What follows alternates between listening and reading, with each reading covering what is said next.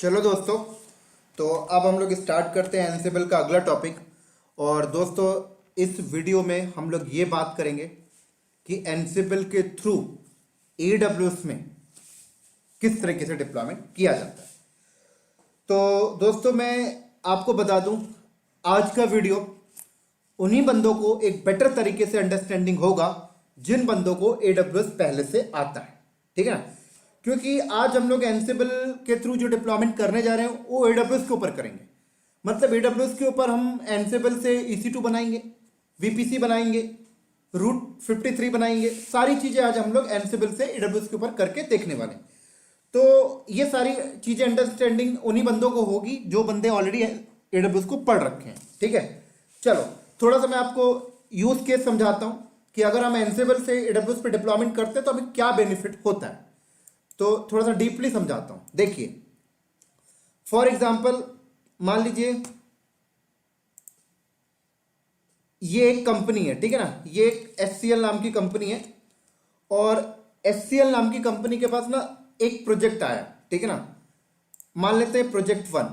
यहां पे क्या मानते हैं? यहां पर मान लीजिए प्रोजेक्ट 1। ठीक है, अब प्रोजेक्ट 1 का ये AWS का अकाउंट है। ठीक है, ऐसी HCL के पास क्या आया? प्रोजेक्ट 2 आ गया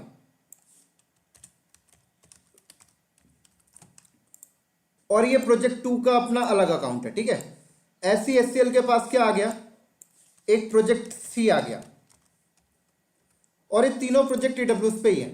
ऐसी फर्दर आप समझ लीजिए 30 प्रोजेक्ट आ गए। तो अब AWS अब यहां पर HCL कंपनी अगर इस प्रोजेक्ट 1 और प्रोजेक्ट 2 और प्रोजेक्ट 3 में जो डेटा सेंटर सेट करते हैं, सेटअप लगाते हैं AWS के अंदर, अगर वो मैन्युअली लगाते हैं तो काफी टाइम लगता है ना? सारी चीज मैन्युअली लगाना, फिर डी प्रोविजनिंग में भी टाइम लगता है। तो HCL सोचता है यार कुछ ऑटोमेशन दे दो यार, वर्क स्टेशन को ऑटोमेशन खड़ा करने का कोई टूल दे दो। तो आप सबको पता है मार्केट में बहुत सारे टूल हैं। AWS का अपना खुद का टूल है क्लाउड फॉर्मेशन, आपको पता होगा, AWS के बंदे इसे जानते होंगे।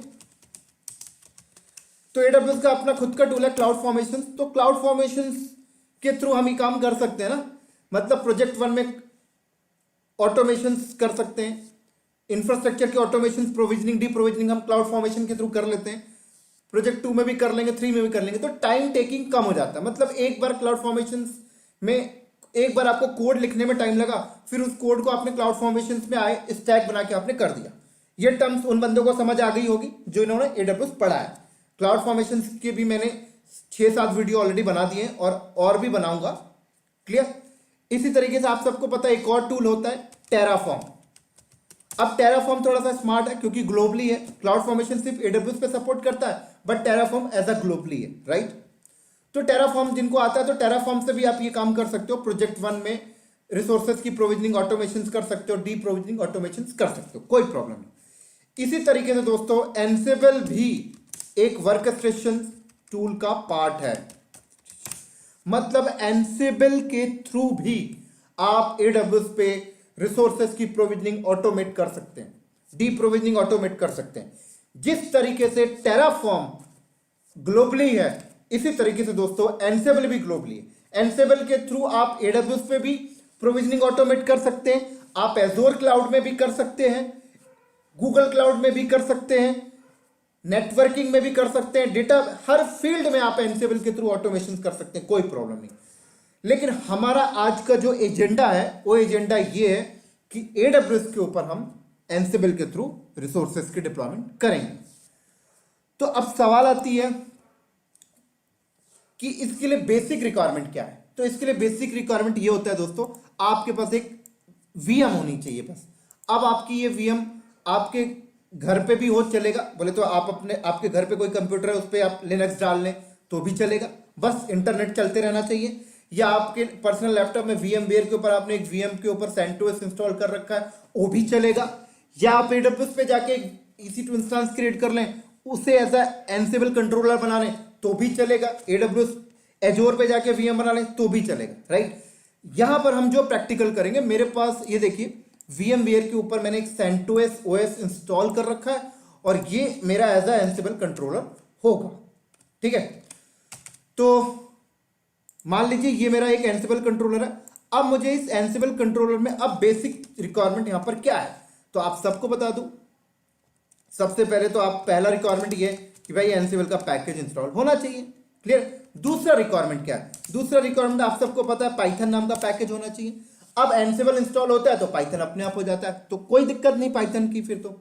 थर्ड नंबर क्या होना चाहिए? थर्ड नंबर बोटो 3 पैकेज होना चाहिए, क्योंकि बोटो 3 पाइथन का एक मॉड्यूल है जिसका नाम है बोटो 3, और बोटो 3 के थ्रू ही एडब्ल्यूएस पे डिप्लॉयमेंट होता है, क्लियर। मतलब एंसिबल कॉल करेगा पाइथन को, पाइथन कॉल करेगा बोटो 3 मॉड्यूल्स को, और बोटो 3 मॉड्यूल्स जाके एडब्ल्यूएस में डिप्लॉयमेंट करके आ जाता है। तो ये एंसिबल का पैकेज पाइथन और बोटो 3 आपके मशीन में होना चाहिए। अब अगला रिक्वायरमेंट क्या होना चाहिए? अगला रिक्वायरमेंट आप जिस भी एडब्ल्यूएस अकाउंट के अंदर ये प्रोविजनिंग करने जा रहे हैं रिसोर्सेज की, EC2 या VPC की, उस अकाउंट की एक्सेस की सीक्रेट की होनी चाहिए। या तो आप रूट अकाउंट की एक्सेस की सीक्रेट की ले लें जिसमें फुल परमिशन है। अगर आपकी कंपनी रूट अकाउंट की एक्सेस की सीक्रेट की आपको नहीं प्रोवाइड करेगी, जनरली कंपनी, कोई भी कंपनी एडब्ल्यूएस का रूट अकाउंट का आईडी पासवर्ड कभी शेयर नहीं करता। वो लोग क्या करते हैं, IAM यूजर बनाते हैं और उस IAM यूजर को परमिशन असाइन कर देते हैं उसके रोल के अकॉर्डिंग, और उस IAM यूजर का एक्सेस की सीक्रेट की यूज करते हैं। तो यहां पर भी एक ऐसा IAM यूजर आपके पास होना चाहिए जिसकी एक्सेस की और सीक्रेट की आपके पास होनी चाहिए, एक्सेस की एंड सीक्रेट की, क्लियर दोस्तों। ये चीजें आपके पास होनी चाहिए, तब जाकर आप इस एंसिबल कंट्रोलर से बैठ के एडब्ल्यूएस में प्रोविजनिंग कर सकते हैं। तो इस वीडियो में हम लोग एंसिबल के थ्रू एडब्ल्यूएस में EC2 इंस्टेंस क्रिएट करके देखेंगे, उसे स्टॉप करके देखेंगे, उसे टर्मिनेट करके देखेंगे। ये आज के लैब का एजेंडा है, ठीक है ना।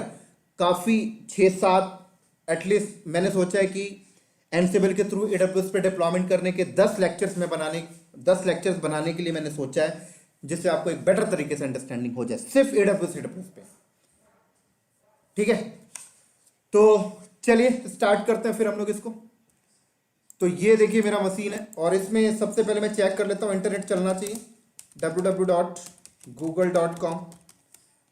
परफेक्ट। अब मैं इस पे एंसिबल इंस्टॉल करता हूँ, यम इंस्टॉल एंसिबल।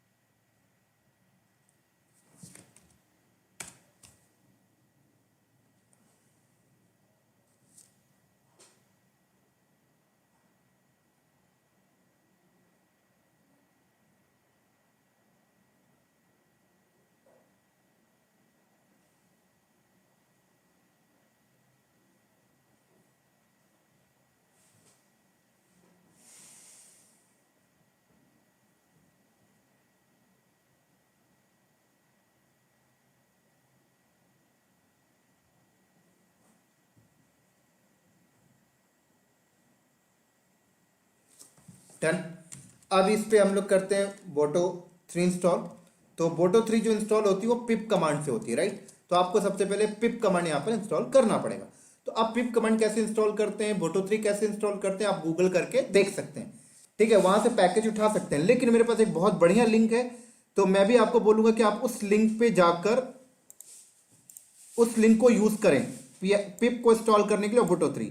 ये वो लिंक है, आप वीडियो को पॉज करके ले सकते हैं, कोई समस्या नहीं दोस्तों यहाँ पर, ठीक है। ये देखिए वो लिंक खुली हुई है, आप वीडियो को पॉज करके ले सकते हैं। तो सबसे पहले देखो क्या बोल रहा है, प्री रिक्विजिट, आप अपना रेपोजिटरी कैसे को अपडेट कर लें। तो ये कमांड है, यहाँ से कॉपी किया मैंने, ये मेरे रेपोजिटरी, एग्जिस्टिंग रेपोजिटरी कैसे को अपडेट करेगा। चुपचाप से आप चलाते जाए, बहुत ईजी है। जो बंदे को लिनक्स आता है उन्हें कोई समस्या नहीं आएगी ये करने में, जो बंदे को लिनक्स नहीं आता उन्हें थोड़ा सा दिक्कत होगी, जो बंदे को एडब्ल्यूएस नहीं आता उन्हें इस प्रैक्टिकल को करने में दिक्कत होगी। इसीलिए दोस्तों मैं आपको बार बार आपसे कहता हूं, आप डायरेक्ट एंसिबल में ना पहुंचे, आप पहले लिनक्स पढ़ें, देन एडब्ल्यूएस, देन एंसिबल पे पहुंचे।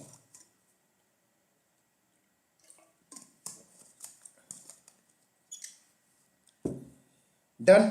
कैसे अपडेट हो गया। अब अगली कमांड देखो, इसने बताया मुझे कि भाई ये yum इंस्टॉल epl, कोई नहीं भाई चला लेते हैं। बहुत बढ़िया लिंक है दोस्तों, कोई प्रॉब्लम नहीं होगी इस लिंक को यूज़ करेंगे तो।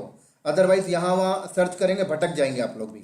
तो एक बढ़िया लिंक यूज़ करें शॉर्टकट तरीके से। उसके बाद दोबारा कैसे अपडेट करवा रहा, कोई नहीं भाई कर लेते हैं, क्योंकि एक ईपीएल रेपोजिटरी कॉन्फ़िगर हुई है। अगला कैसे भी अपडेट कर लेते हैं लोग, दोबारा कर लिया हमने।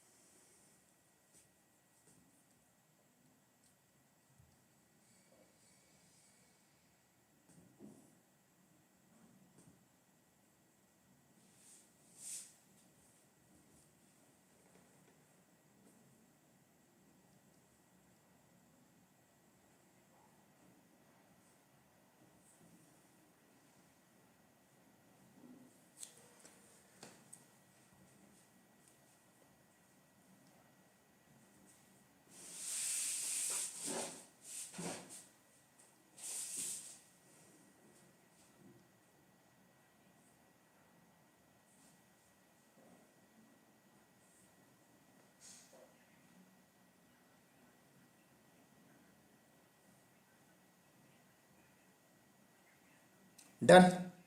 अब चलते हैं अगला स्टेप। क्या बोल रहा है देखिए, यम इंस्टॉल पाइथन पीआईपी, ठीक है ना। तो लीजिए चुपचाप से इसको यहाँ पर एंटर मार दीजिए, ये लीजिए पेस्ट करके एंटर।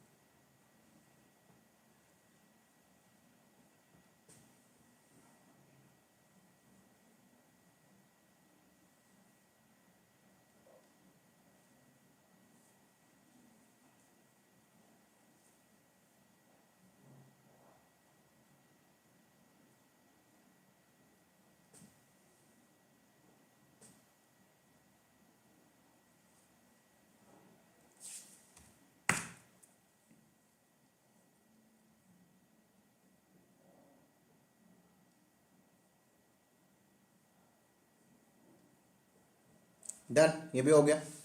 अब नीचे आ जाइए, पिप हो गया इंस्टॉल, क्लियर। चलो अब आपको कुछ नहीं करना, पिप इंस्टॉल होने के बाद चुपचाप से आप यहाँ पर कमांड कर चलाएं, पिप इंस्टॉल बोटो, बस ये लो।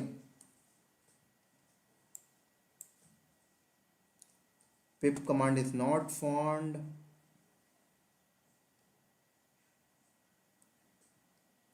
ओ इंस्टॉल की स्पेलिंग गलत हो गई, अब परफेक्ट है। तो देख सकते हैं बोटो इंस्टॉल हो रहा है।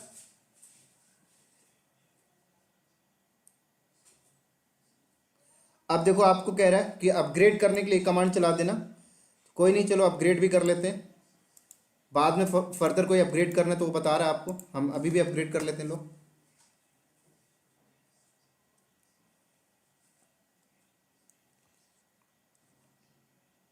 परफेक्ट, चलिए अब चलते हैं प्लेबुक क्रिएट करने। तो प्लेबुक कैसे क्रिएट करेंगे, अब इंपॉर्टेंट चीज हमारा स्टार्ट यहां से होता है, क्लियर। तो देखिए प्लेबुक राइट करने के लिए आप सबको पता है, मैंने यहां पर गया और aws.yaml क्रिएट किया। अब आप सबको पता है सबसे पहले क्या आता है, होस्ट, ठीक है ना दोस्तों, आप सबको पता है चीज। लेकिन अब सवाल आता है कि यहां पर होस्ट में आएगा क्या, एडब्ल्यूएस का कौन सा एड्रेस होता है। तो दोस्तों यहाँ पे होस्ट में आएगा लोकल होस्ट। अब आप बोल रहे होगे लोकल होस्ट का मतलब क्या हुआ? लोकल होस्ट का मतलब ये प्लेबुक इसी मशीन में चलेगी।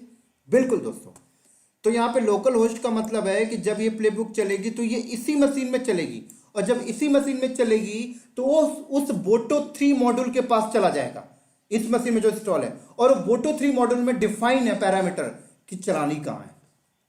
क्लियर? इसलिए हम लोग यहाँ पर लोकल लिखेंगे।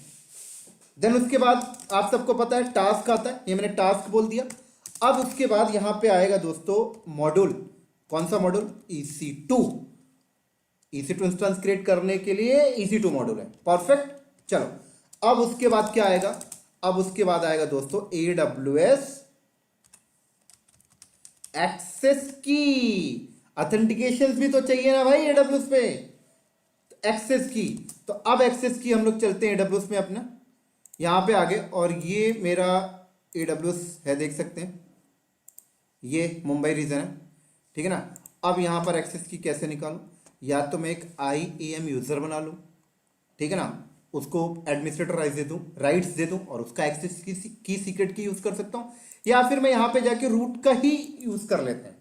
तो हमें तो एक अंडरस्टैंडिंग करनी है, तो हम रूट का ही यूज़ कर लेते हैं, ठीक है ना। हालांकि जो मैं IAM यूज़र का कॉन्सेप्ट बता रहा हूँ ये उन बंदों को समझ लग रहा होगा जो बंदे AWS पहले से पढ़ रखे हैं। तो ये मैंने एक्सेस की यहाँ से कॉपी की और यहाँ गया और ये अपने प्लेबुक में पेस्ट कर दिया। परफेक्ट। अब नीचे आ गया इसी तरीके से, अब सीक्रेट की AWS अंडरस्कोर सीक्रेट अंडरस्कोर की। अब सीक्रेट की भी यहीं से उठा लेते हैं, ये लीजिए। चलो ये भी हमारा हो गया। परफेक्ट। चलो अब नीचे आ जाओ।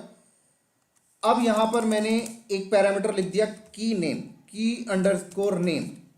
क्लियर? अब की नेम, अब की नेम कहां से लेके आएंगे? तो चलिए वहीं पे आप जहां पे आप मुंबई रीजन में थे वहीं चलिए। आप सबको पता है कि जब आप मशीन बनाते हैं तो आपको की चाहिए होता है, तो हम यहां पर एक की क्रिएट कर लेते हैं। अभी तो मैं कंसोल से क्रिएट कर रहा हूं, आप चाहें तो एनसिबल प्लेबुक से भी की को क्रिएट करा सकते हैं, ठीक है ना। लेकिन अभी मैं इंस्टांस क्रिएट कर रहा हूं तो मुझे की जरूरत है, तो अभी मैं वो कंसोल से ही ले लेता हूं।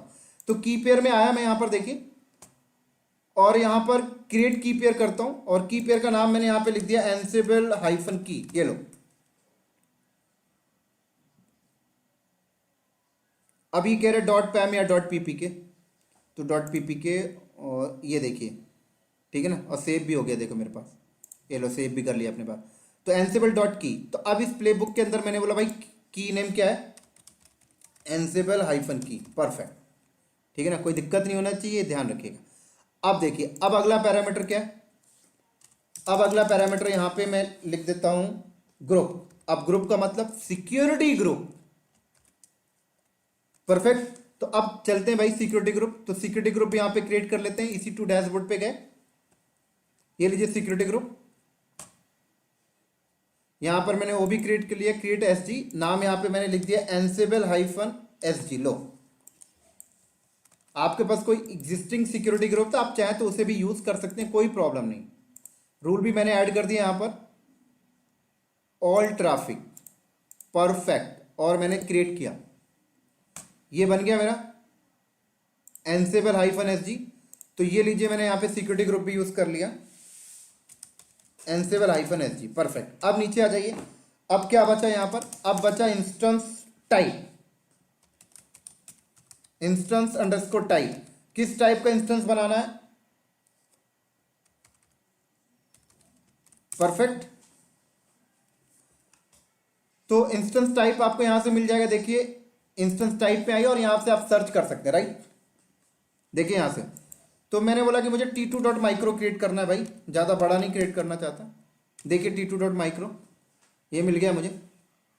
तो मैंने यहाँ पे डिफाइन कर दिया भाई T2.micro। परफेक्ट।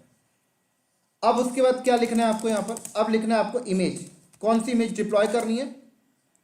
तो इमेज भी यहाँ से ले लेते हैं। कैसे ले लेते हैं? EC2 डैशबोर्ड पे जाइए। अभी ये सारी चीज़ें मैं आपको सिखा रहा हूँ दोस्तों, किस तरीके से पैरामीटर डिफाइन करते हैं। आपको ये बना बनाया पैरामीटर भी मिल जाएगा। अगर आप एक बार इसको सीख गए ना, तो बना बनाया पैरामीटर आप सैंपल उठा सकते हैं और अपनी वैल्यू चेंज कर लीजिए बस। लेकिन मैं अभी आपको ये चीज़ नहीं बता रहा हूँ, अभी मैं आपको एक सिंटेक्स के तौर पे सिखा रहा हूँ। तो यहाँ पर गया लॉन्च इंस्टेंस करते हैं, तो देखिए यहाँ से आप इमेज आईडी ले सकते हैं। ये देखिए इमेज आईडी, ये इमेज आईडी मैंने यहाँ से उठा ली। परफेक्ट, लो यहाँ पर गया मैंने इमेज आईडी भी पेस्ट कर दी। अब नीचे आ जाइए, ठीक है। अब मैंने यहाँ पे लिख दिया काउंट, कितनी वीएम बनाना है। मैंने यहाँ पे 10 लिख दिया तो 10 वीएम एक साथ क्रिएट कर देगा, राइट। मैंने यहाँ पर 1 लिखा तो 1 ही वीएम यहाँ पर ये क्रिएट करेगा। अब देखिए यहाँ पर ना एक पैरामीटर मैं और ऐड कर सकता हूँ वेट का। पता है वेट का मतलब ये होता है कि कभी मान लीजिए ये प्लेबुक जब एडब्ल्यूएस पे चले तो कोई इश्यू हो तो ये एटलीस्ट एक टाइम तक वेट कर सकता है, पता है। तो यहां पर मैं ऐड कर सकता हूं वेट, ये कीवर्ड है, ये लीजिए। और वेट का टाइम भी डाल सकता हूं मैं यहां पर, वेट टाइम आउट, ये लीजिए 500 सेकंड। तो इसका फायदा क्या है कि जब ये प्लेबुक चलेगी, मान लीजिए एडब्ल्यूएस में कोई दिक्कत वगैरह हो या कनेक्शन में कुछ दिक्कत हो, तो ये एटलीस्ट ये 500 सेकंड तक वेट कर सकता है, राइट। ये मतलब आप हटा दें कोई दिक्कत नहीं, मैंने यहाँ पे डाल दिया। चलो अब नीचे आ जाइए काउंट 1। अब मैं यहाँ पर ऐसे इंस्टेंस टैग भी दे सकता हूँ दोस्तों। यहाँ पर इंस्टेंस, यहाँ पर मैंने टैग दे दिया कि वीएम इंस्टेंस क्रिएट हो तो उसमें टैग हो जाए। तो यहाँ पर देखिए टैग में, और यहाँ पर मैंने नेम दिया, ठीक है। और मैंने यहाँ पे बोल दिया प्रॉड इंस्टेंस, ये दे दिया मैंने, परफेक्ट। नीचे आ जाइए, और इसकी मॉनिटरिंग भी करवानी इस इंस्टेंस की, तो आप ये भी ऐड कर सकते हैं, मॉनिटरिंग कीवर्ड भी ऐड कर सकते हैं। ये सारे पैरामीटर आपको मिल जाएंगे दोस्तों अगर आप EC2 मॉड्यूल के डॉक को खोलेंगे तो, ठीक है। अब नीचे आ जाइए। अब मैं यहाँ पे बता देता हूँ रीजन्स, कौन से रीजन्स में ये वीएम क्रिएट होना चाहिए। तो यहाँ पे मैं रीजन लिख दिया, रीजन की आईडी आएगी। तो मैं कहाँ पे बैठा हूँ, देखिए मुंबई रीजन में बैठा हूँ। तो मुंबई रीजन की आईडी जो है AP South 1, यहाँ से कॉपी कर लो आप। यहाँ से मैंने कॉपी किया और ये मैंने पेस्ट किया, ये लो, परफेक्ट। अब अगला सेक्शन यहाँ पर क्या आएगा, VPC सबनेट। कौन से सबनेट के अंदर आप इस वीएम को डिप्लॉय करना चाहते हैं, VPC सबनेट आईडी। तो यहां से चलते हैं VPC, एग्जिस्टिंग VPC जो है उसी की सबनेट आईडी हम लोग यहां से उठा लेते हैं।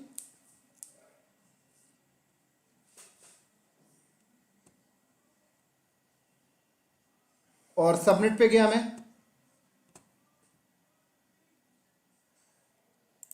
और ये सबनेट आईडी मैंने यहां से कॉपी किया और यहां पे ले जाके मैं पेस्ट कर देता हूं, परफेक्ट, ठीक है। अब उसके बाद इस वीएम को पब्लिक आईपी मिले या ना मिले वो भी आप बता सकते हैं। तो मैंने बोला असाइन पब्लिक आईपी, यस, तो पब्लिक आईपी से मिलेगी, राइट, परफेक्ट। ये मेरा एक प्लेबुक रेडी हो गया बेसिकली। अब मैं इसको करता हूं सेव। अब सेव करने के बाद मैं क्या करता हूं, ETC एनसेबल होस्ट इन्वेंट्री फाइल के अंदर जाता हूं और यहां पर लोकल होस्ट ऐड करना पड़ेगा मुझे।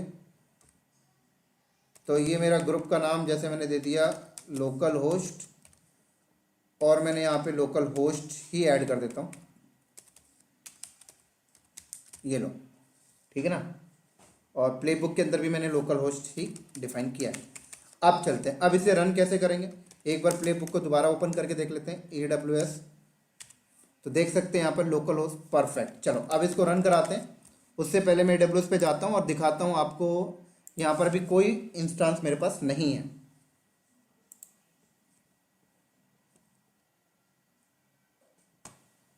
देख सकते हैं अभी कोई इंस्टेंस मेरे पास यहाँ पर नहीं है, ठीक है ना। अब मैं इस प्लेबुक को रन करता हूँ और ये इंस्टेंस क्रिएट कर देगा। आप सबको पता है प्लेबुक रन करना, एनसेबल प्लेबुक aws.yaml, एंटर।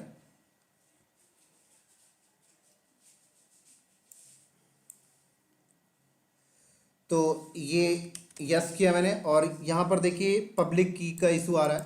तो या तो मैं यहाँ पर SSH- कीजन की क्रिएट कर लेता हूँ, और इसे लोकल होस्ट में ही कॉपी करवा देता हूँ, ठीक है ना, क्योंकि की बेस ऑथेंटिकेट कर रहा है। तो मैंने ये लोकल होस्ट, परफेक्ट। चलो, तो अभी ये एरर भी सॉल्व हो जाएगा। अब कराते हैं यहाँ पर दोबारा से रन। अब देखिए ये इंस्टेंस क्रिएट करके आएगा, देख सकते हैं दोस्तों।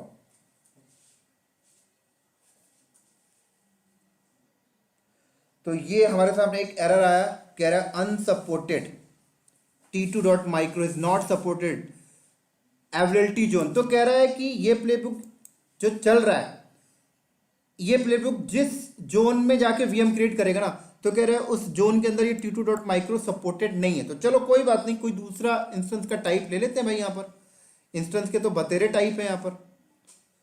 तो चलते हैं भाई, गूगल में सर्च करते हैं AWS के इंस्टेंस टाइप को एक बार, AWS EC2, या फिर आप यहीं पे सर्च कर सकते हैं, गूगल में जाने की जरूरत नहीं, इंस्टेंस टाइप में आए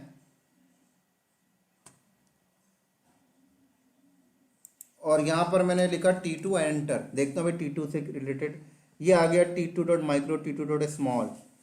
ठीक है, T2.small ले लेते हैं। तो वापस से हम इसके अंदर गए और यहाँ पर T2.micro की जगह हमने स्मॉल ले लिया, परफेक्ट। अब रन कराते हैं, अब ये चल जाएगा।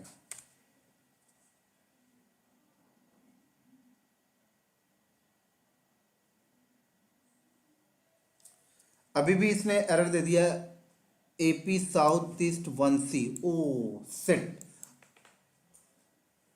अगेन इसने एरर दिया, APC FT zone choosing AP south east 1A और साउथ ईस्ट 1B। तो AP ये एक्चुअली मुंबई रीजन का, ये जो मुंबई रीजन में एक नया जोन ऐड हुआ है साउथ ईस्ट 1C, तो आई थिंक उसमें कुछ इश्यूज होंगे, तो इसलिए मुझे एरर दे रहा है। साफ साफ रिकमेंडेड भी कर रहा है कि 1 और या तो B यूज़ कर लें। यहाँ पे देखें बोल भी रहा है। कोई नहीं भाई, मैं अभी C वाले सबनेट को यूज़ कर रहा था, इस वाले सबनेट को इस्तेमाल कर रहा था जो 1C में। कोई नहीं भाई, दूसरा सबनेट ही ले लेता हूँ, चलो ठीक है, 1A वाला सबनेट ले लेता हूँ, कोई नहीं, हम ही कंप्रोमाइज़ कर लेते हैं। अभी AWS वालों ने अभी अभी लगाया होगा तो इसलिए दिक्कत आ रही है, कोई बात नहीं, हम यहाँ पे सबनेट आईडी चेंज कर लेते हैं। और ये सारी चीज़ें जो मैं बोल रहा हूँ ये उन बंदों को समझ लग रही होगी जो बंदे को AWS आता है। जो बंदे जिन बंदों ने AWS नहीं पढ़ा, वो ये सारी चीज़ें उन्हें समझ नहीं लग रही होंगी, फिर से बता दिया मैंने। तो अब मैं यहाँ पर माइक्रो कर दूँ, कोई दिक्कत नहीं। अब मैं इसको दोबारा रन करता हूँ, आई थिंक अब ये परफेक्ट चल जाएगा।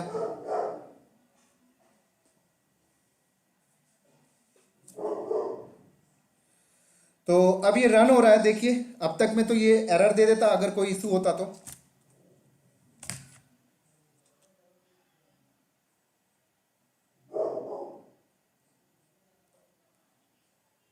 तो देख सकते हो दोस्तों, देख सकते हो ये इसने क्या किया, रन हो गया। अब मैं यहां पे चलता हूं और देखिए इसने एक इंस्टेंस क्रिएट कर दिया होगा। EC2 पे गया,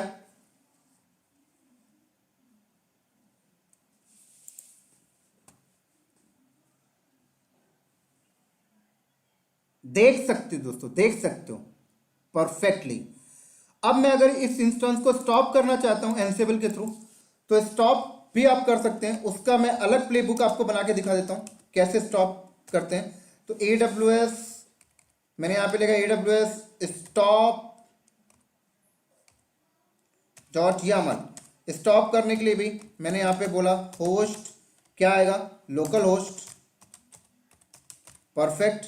नीचे क्या आया, मैंने यहां पे लिखा टास्क और EC2 वही आएगा, एक्सेस की AWS एक्सेस अंडरस्कोर की, एक्सेस की वहीं से ले लेते हैं भाई, वही वाली यूज कर लेते हैं। ये लो,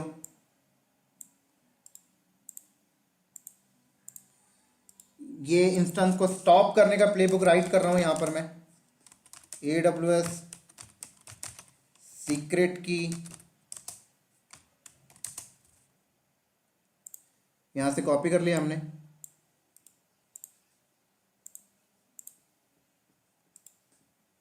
परफेक्ट। अब आगे देखिए क्या करेंगे यहाँ पर हम यहाँ पे लिखेंगे इंस्टेंस अंडरस्कोर आईडीज। तो इंस्टेंस की आईडी, कौन से इंस्टेंस को स्टॉप करना है, तो ये जो इंस्टेंस अभी बना है इसी की आईडी हमने यहाँ से कॉपी कर ली, ये देखो, और यहाँ पर हमने ले जाके पेस्ट कर दिया। परफेक्ट। अब हमने बोला रीजन बताना है, यहाँ पर कौन से रीजन में है, तो मुंबई रीजन का जो कोड है वो यहाँ से देख लेते हैं, एपी साउथ 1, यहाँ से हमने कॉपी किया, ये लीजिए हमने रीजन भी यहाँ पे डिफाइन कर दिया। परफेक्ट। अब देन उसके बाद आपने इंपॉर्टेंट चीज यहाँ पे स्टेट क्या रखना है आपको, तो स्टेट हमने यहाँ पे बोला स्टॉपेड। क्लियर। तो यहां पर मैंने स्टेट क्या दे दिया, स्टॉपेड।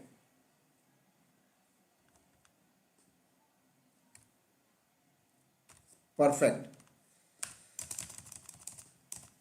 और देन उसके बाद हमने यहां पे बोला वेट ट्रू, वेट करेगा ये, और हमने बोला ये कौन सी वीपीसी में, वो भी दे देते हैं यहां पर वीपीसी अंडरस्कोर सबनेट आईडी, कौन सी वीपीसी के अंदर है,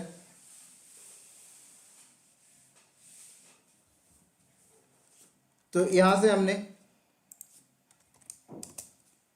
आपने पहले जो प्ले बुक बनाया था वहीं से उठा सकते हैं वीपीसी आईडी, तो मैं वहीं से उठा लेता हूं अभी,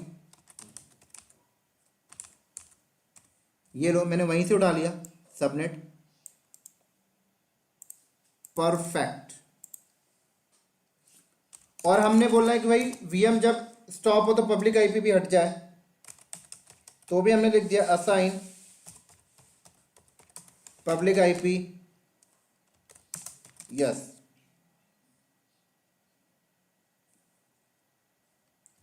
अब मैं इसको सेव करता हूं, और सेव करने के बाद मैंने यहां पर क्या किया, एनसेबल हाइफन प्ले बुक और AWS स्टॉप डॉट यामल किया मैंने। तो ये प्ले बुक क्या करेगा, जो इंस्टांस बना था पहले वाले प्ले बुक से, उसे स्टॉप कर देगा इंस्टांस को, देख सकते हैं आप।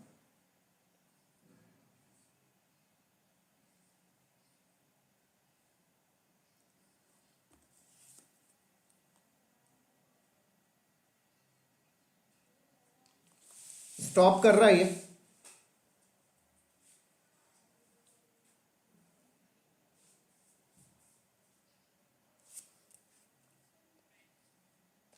देख सकते हैं चल गया ये। अब मैं यहां पे जाता हूं और यहां पे एक बार रिफ्रेश करता हूं, तो देखिए ये स्टॉप हो चुका होगा, देख सकते हैं। क्लियर। अब मैं इसी प्ले बुक के अंदर दोबारा जाता हूं, और अगर मुझे रनिंग करना है तो मैं यहां पर स्टॉपेड की जगह रनिंग लिख दूं यहां पर दोस्तों। अब एक चीज मैं आपको और दिखाता हूं, परफेक्टली स्टॉप हो चुका है ये, कोई प्रॉब्लम नहीं। अब मैं यहां पर गया और यहां पर स्टॉपेड को हटा के मैं रनिंग डाल दूंगा, और जब रन करूंगा तो इंस्टांस रनिंग हो जाएगा। ये लीजिए, सेव किया और देन उसके बाद अगेन प्ले बुक चलाया,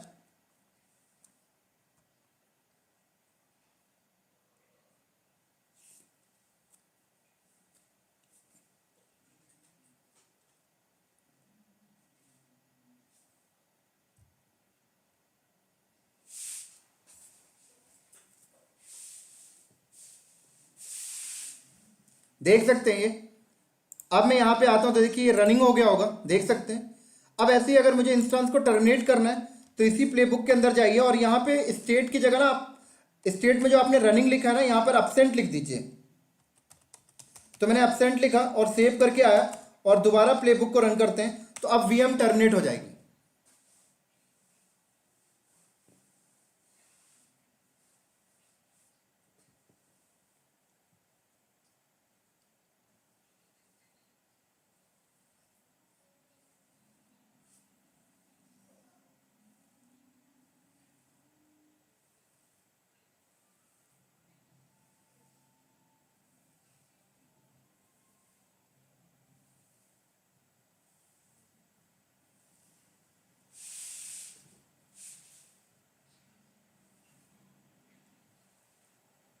देख सकते हैं यहां पे गया तो देखिए इंस्टेंस क्या हुआ, टर्मिनेटेड। क्लियर। अब एक चीज मैं आपको और दिखाता हूं, देखिए ये जो प्ले बुक थी ना, अगर मैं इस प्ले बुक में काउंट 10 कर दूं, क्या कर दूं, काउंट यहाँ पे 10। अब जब मैं इस प्ले बुक को चलाऊंगा तो एक ही बार में 10 वीएम बन जाएगा, देख सकते हैं aws.yaml, देख सकते हैं दोस्तों, एक ही बार में 10 वीएम। यही तो ब्यूटी है एनसिबल की। अगर आप कंसोल से एक साथ 10 वीएम क्रिएट करने की कोशिश करें वो अलग अलग पैरामीटर्स के, तो काफ़ी डिफिकल्टीज, काफ़ी टाइम टेकिंग होगा। लेकिन अगर आप एनसिबल के प्लेबुक में 10 वीएम डिफाइन कर दें अलग अलग कॉन्फ़िगरेशंस के, तो विद इन द मिनट हो जाएगा। अभी तो फिलहाल इस प्लेबुक में 10 वीएम जो क्रिएट हो रही है वो एक ही कॉन्फ़िगरेशंस की है, लेकिन आप अलग अलग टास्क पे अलग अलग कॉन्फ़िगरेशंस का डिफाइन करके कर सकते हैं। तो अब मैं यहाँ पे चलता हूँ, तो देखिए 10 वीएम क्रिएट हो गया होगा, ये देखिए परफेक्टली दोस्तों, देख सकते हैं 10 वीएम एक ही बार में। क्लियर। चलिए अब थोड़ा सा मैं आपको बताता हूँ, ये जो मैं अभी सिंटेक्स वगैरह ये जो ले रहा था ये कहाँ से लेके आया मैंने, ये सारे दोस्तों आपको यहाँ पर अवेलेबल है, आपको मिल जाएंगे। एनसिबल डॉक करेंगे आप और EC2 एंटर करेंगे तो यहाँ पे सब आपको मिल जाएंगे। देख सकते हैं यहाँ पर सारा का सारा कुछ अवेलेबल है, यहीं से मैंने उठाया है। देखिए और नीचे आइए, देख सकते हैं ये सारी चीज़ें यहाँ पे अवेलेबल है, देख सकते हैं दोस्तों सारी चीज़ें अवेलेबल है। ठीक है, देख सकते हैं। या तो फिर आप इंटरनेट से भी ले सकते हैं, इंटरनेट में जाइए और बहुत इजी तरीके से आप यहाँ पे टाइप करिए, आपको यहाँ पे भी मिल जाएगा।